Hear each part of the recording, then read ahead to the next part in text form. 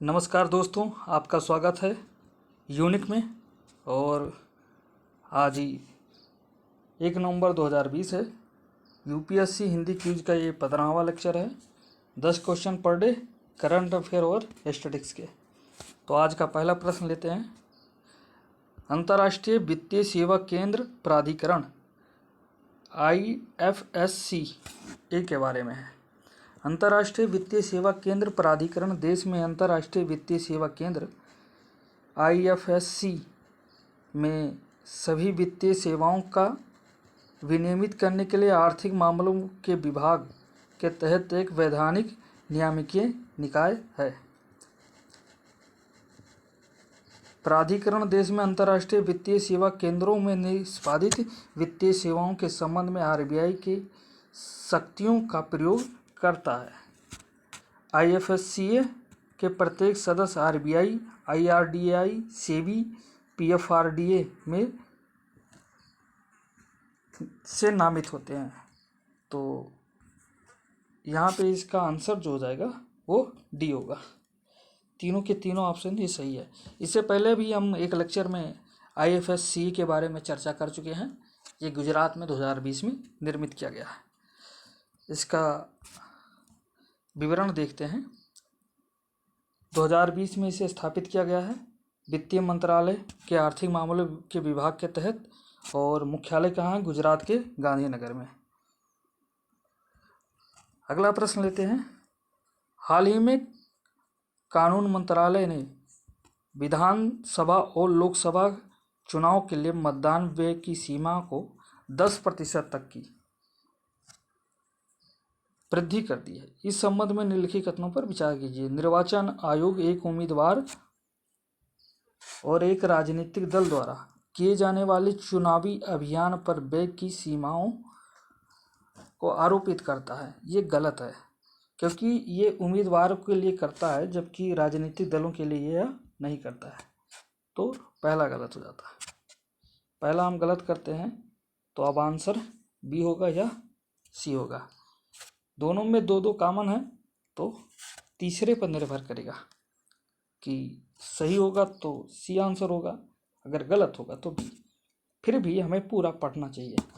उम्मीदवारों को अनिवार्य रूप से निर्वाचन आयोग के साथ चुनावी खर्च का एक सच्चा खाता दाखिल करना होगा। बिल्कुल करना चाहिए। किसी उम्मीदवार के गलत खाते या निर्धारित सीमा से अधिक व्यय करने पर उसे जनप्रतिनिधित्व अधिनियम 1951 के प्रावधानों के तहत 6 वर्षों तक के लिए आयोग घोषित किया जा सकता है। ये गलत है। 6 वर्ष नहीं, 3 वर्ष है। तो आंसर क्या हो जाएगा इसका? B हो जाएगा।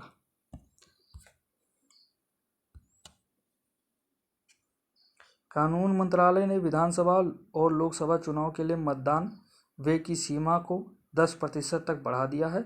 साथ ही निर्वाचन का संचालन नियम 1961 के संबंध में एक संशोधन भी अधिसूचित किया गया है। निर्वाचन आयोग एक उम्मीदवार द्वारा की जाने वाली चुनाव अभियान पर व्यय की सीमाएं आरोपित करता है, किसी राजनीतिक दल पर नहीं। किसी उम्मीदवार के गलत खाते या निर्धारित सीमा से अधिक व्यय करने पर उसे जनप्रतिनिधि अधिनियम 1951 की धारा 10A के तहत 3 वर्ष तक के लिए आयोग घोषित किया जा सकता है। अगला प्रश्न ओसिरिस रेक्स के बारे में। इसकी भी हमने चर्चा पिछले लेक्चरों में किया है। यह नासा का मिशन है। ओसिरिस रेक्स मिशन नासा का पहला मिशन है जिसका उद्देश्य प्राचीन क्षुद्र ग्रह वेनु से एक नमूना प्राप्त करना है। बिल्कुल सही है। क्षुद्र ग्रह जो वेनु है में अरबों वर्षों के निर्माण के बाद अत्यधिक परिवर्तन हुआ, और नमूने इन परिवर्तनों का अध्ययन करने में मदद करेगा। ये गलत है। अत्यधिक परिवर्तन हुआ ही नहीं, कुछ भी परिवर्तन नहीं हुआ उसमें। जो जैसा बना था वो ऐसे ही बना हुआ है। यही देखना है हमें। तो इसका आंसर क्या हो जाएगा? A हो जाएगा।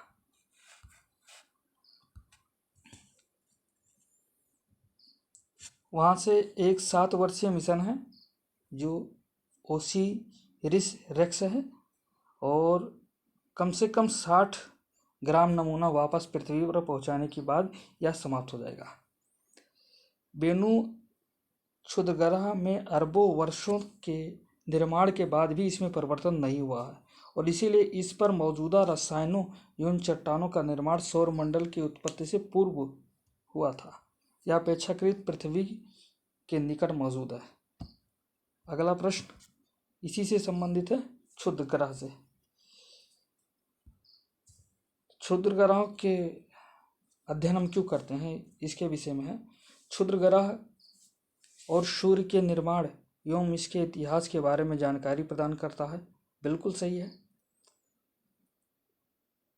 संभावित खतरनाक क्षुद्र ग्रहों की खोज करने में सहायक होता है। जी हाँ, क्षुद्र ग्रह ज्वालामुखियों के स्रोतों और खनिजों की असाधारण रूप से समृद्ध आपूर्ति प्रदान करता है। इसका आंसर क्या होगा? डी होगा।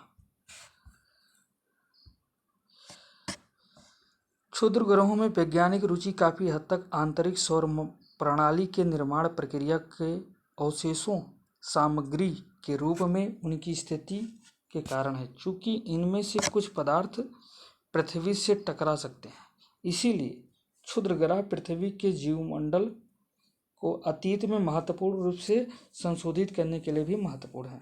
वे भविष्य में भी ऐसा करते रहेंगे।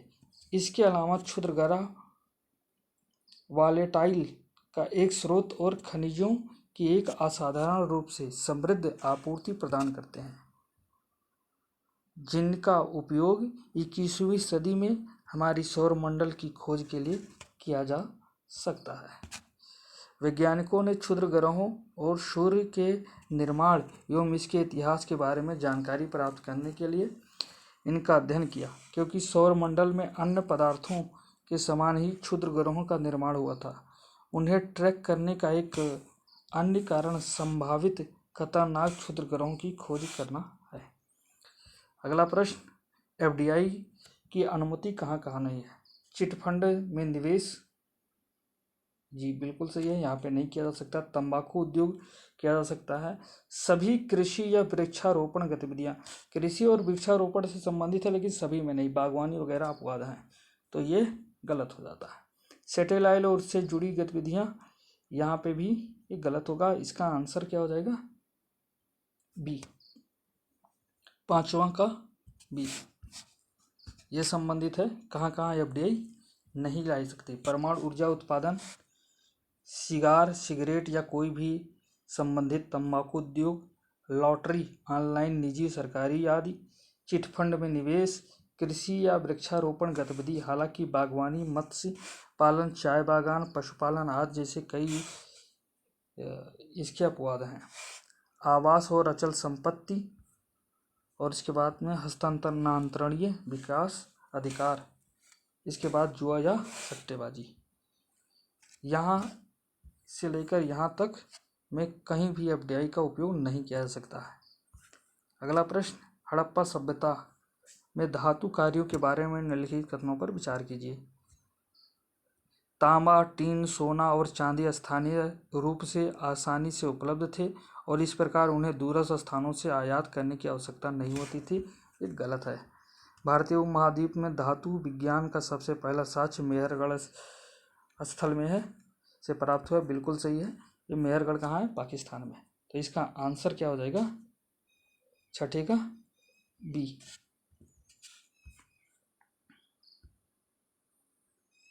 हड़प्पा वासियों द्वारा उपयोग किए जाने वाले कुछ माल स्थानीय रूप से उपलब्ध थे। वहीं तांबा, टीन, सोना, चांदी और कीमती पत्थरों जैसे कई वस्तुओं को दूरस्थ स्थान से लाया जाता था। मेहरगढ़ स्थल में इसे पाया गया है, जो कि एक हड़प्पा सभ्यता का स्थल है। यहाँ बच्चे की कब्र से एक तांबे का मनका प्राप्त हुआ है। अगला प्रश्न, बंगाल की कालीघाट चित्रकला के बारे में। इसमें ऐसे चित्रों को चित्रित किया गया जिन्हें लिथोग्राफी द्वारा पुनः निर्मित नहीं किया जा सकता। ये गलत है।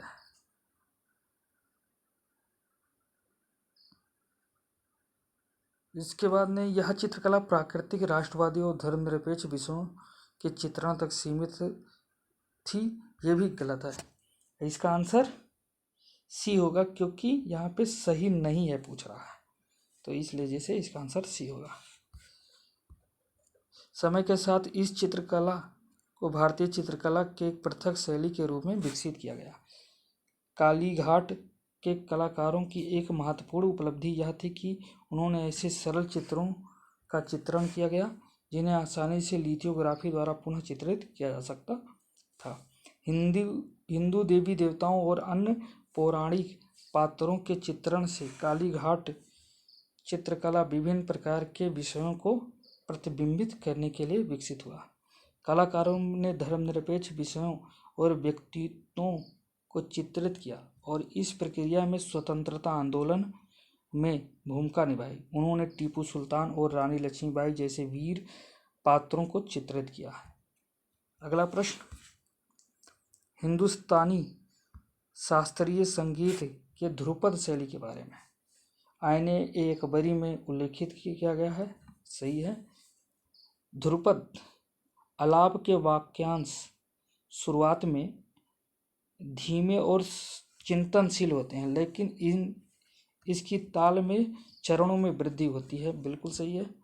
यह शास्त्रीय गायन की ख्याल शैली का उपसमुच्चय है। ये गलत है, तो इसका आंसर क्या हो जाएगा? ए हो जाएगा। बादशाह अकबर के दरबारी और इतिहासकार अबुल फजल ने आईने अकबरी में ध्रुपद पद रूप को 4 तुकांत पंक्तियों के रूप में परिभाषित किया है। ध्रुपद आलाप या उच्च उच्चारण मंत्र उक्त के शब्दांश का उपयोग करके किया जाता है।